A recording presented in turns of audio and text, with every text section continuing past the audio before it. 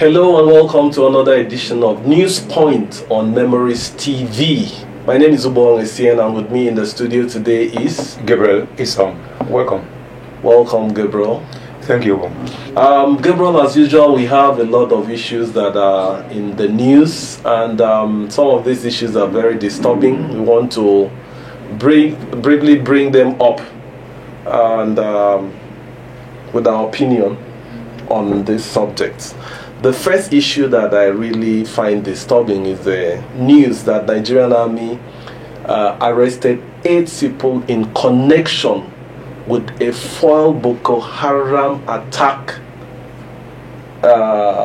attempt in a university in Lagos. I have to choose my words carefully.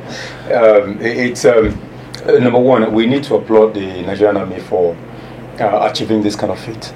Okay. It's one of those great times that we can say they have successfully gained some victory over insurgents. And one will begin to wonder, they are now launching their attack in Lagos. Lagos, of all places. Yeah, meaning that Lagos, remember sometime last year there was, well, a similar plan for them to attack Lagos. And this was revealed by information, and then both the federal government and the state government waded into it, and somehow the fears have been allayed, you know.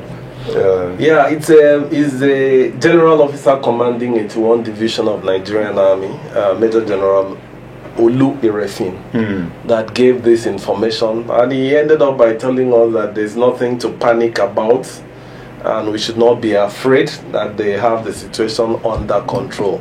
But it's a cause of concern all the same. Yes, it that is. This could have happened in Lagos. It is. The second news that I want us to talk about is a problem that erupted in Edo State during the first convocation ceremony of Edo University. Edo University is situated at the home town of the former governor, Adams Oshomole.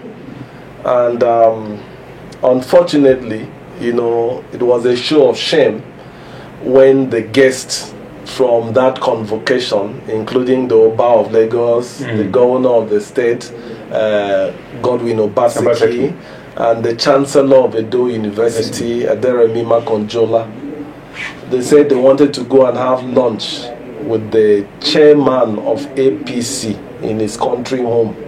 And let's see what is on the news, what really happened, what transpired. Stay with us.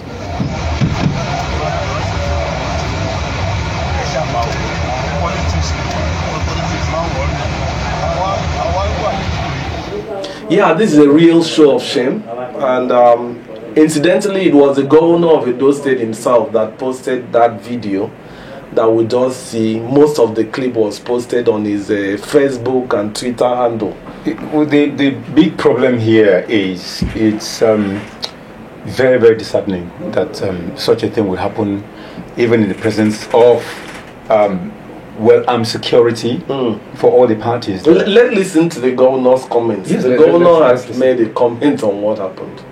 I'm not sure if I went to visit the chairman of PDP, they will attack me the way they did in the house of the national chairman of APC. It's really unfortunate that things have degenerated to this extent, but we'll continue to pursue peace.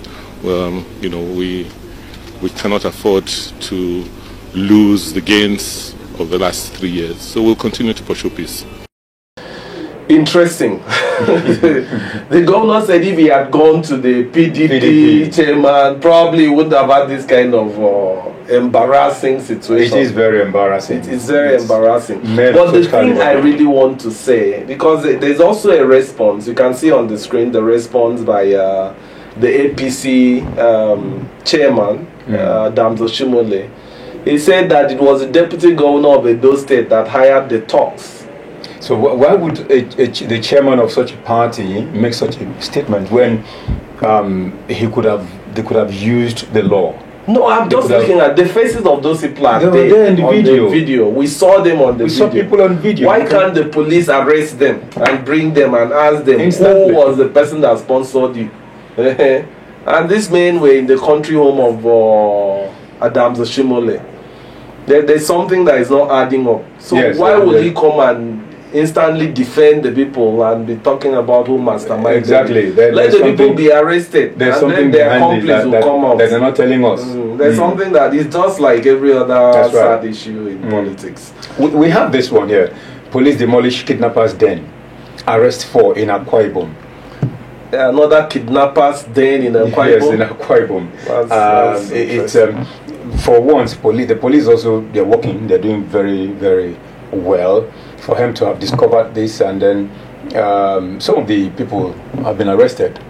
Yes. We need all the security we can in this Exactly, thing. So exactly. we have to commend the police for doing that. I have the story of another bad story, I would say, for the Nigerian youths. There's a guy we call Momfa. He's on social media, Yes. showing off wealth. He said he used Mustafa. to claim that he's a Bureau de change operator in Dubai. And his real name is Ismaila Mustafa. He has just been arrested by EFCC. And from what we have seen over the years, got married in, I think in 2012, has these children, is always flaunting his first class ticket, travel, all the luxury life you can think of. Yeah, let's take a look. Let's take a look at some of these pictures. Look at some of these pictures on the screen. Well, that's a Nigerian for you. but the disturbing thing about this, Gabriel, is that we had the case of Invictus Obi. Okay. Another Nigerian, a Nigerian youth who we thought was doing well, was a model for his generation. That's right. Someone who was celebrated, and it is now a subject of another scam like this. When will the Nigerian youth be free from all this kind of issues? My brother, it beats me. And here I also have another one. EFCC records over 200 arrests of Yahoo boys in October alone. Just 1 month. Just 1 month. I heard that's the highest number of arrests that they've ever made in so a month. far. If you add this to that of Mustafa and Victus, it's terrible. I wonder. Yes, we know there are no jobs, but must we revert to crimes?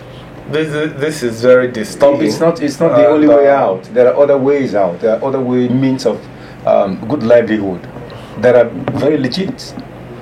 We seem to be carrying a lot of disheartening news that is happening all around. The sex of great story. We have heard about the sex of great story. Yes. That involved a lecturer of the University of Lagos. And the BBC. The BBC reporter that did a very good job. Now, as a fallout of that story, several universities are responding. And there's this story we've seen on the headlines. University of Port Harcourt, Unipos. Yes. They're now saying it's a crime for a lecturer to hug a student Don't hug. of opposite sex. Don't. So if you're a female lecturer, you don't hug a male student for any reason. Thou shalt not hug. If you're a male lecturer, it's a law now, and they spell out some stiff penalties for this. Like my father used to say, you are illegal school. No, you are sent to school to go and learn, and not to fall in love with a lecturer. Okay, so we'll see how that pans out. We have something here. Anambra bans movement of fuel tankers in daylight. Yeah, that must have been as a result of the problems that we've had, tanker accidents and all the yes, in recent times. And I think this should be a nationwide ban. I think the federal government should actually adopt this. We're having an issue with all of this because at the end of the day, there's no alternative means of transporting this product. If we had the railroads, if we had the pipelines working, it would have been easier to transport these products across board and across the nation. But when you don't have, what do? You have to make do with what you have.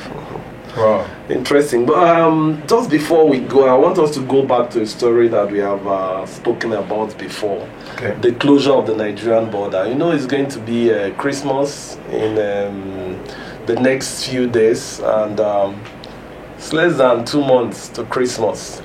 and we are looking at this story from a different angle. Since the last time we came to you, we have gotten news again that the Nigerian customs are going to be keeping the border sealed till late January. The customs boss even said that 2020. it's possible that January 2020 is not feasible. Is not the actual date for opening the border. Why should we keep our borders perpetually closed? Why? What's the effect of this? I come to think of it, some of the neighboring countries who have their citizens coming to Nigeria to do business, they are crying for the release of their citizens to open borders for the people to return home. Wow. Yes, we have people who come into Nigeria to trade, buy things and go back. And then because of the border closure, some of them are here. So, you know, is the border with Cotonou, Benin Republic, that is a prime target here. Yes, it is. And the federal government said so much petroleum products moved out from this border. You know, when we subsidize petroleum products that we consume here, they keep moving them out through that Cotonou axis, and there has been a lot of issue with that. And in addition, they bring in a lot of rice that is imported from Thailand and Asia, and chicken, Europe, and frozen food, chicken, drinks, all manner of things, all manner of things. Clothing items. Now, be that as it may, does the Nigerian government know that we don't have capacity to produce enough of chicken or rice to feed the Nigerian population, especially this Christmas time? Are they making alternative plans? Because from what we are seeing, the local rice is not going round. It's not going around. It's not going around. The central bank governor recently said that the ones we have in stock have been, taken, and then the storehouses are empty. Wow! So what are we going to do? How do people survive? The issues with Nigeria. But before we go, can we look at something in the area of arts? Okay. In the entertainment industry, we have here 21 Week set to host Anambra Media Awards. Wow, that's a good one. That's a Anambra Media Awards. Yes, Anambra Media Awards. That's a good one by 21 Week. Recently, 21 Week has not been in the glare, for a while. Okay. So, but for him to have come up with these, I think it's a good one for him. Is it going to be limited to artists from Anambra or media personalities from Anambra? It's not going to be limited to just artists. I think it's all encompassing. Well, we'll see how that pans out. Encompassing. Thank you very much for being with us on this edition of News Point on Memories TV. Until we come your way again, my name is Ubong Essien, and I am Gabriel Isong. Bye for now. Keep being the good Nigerian.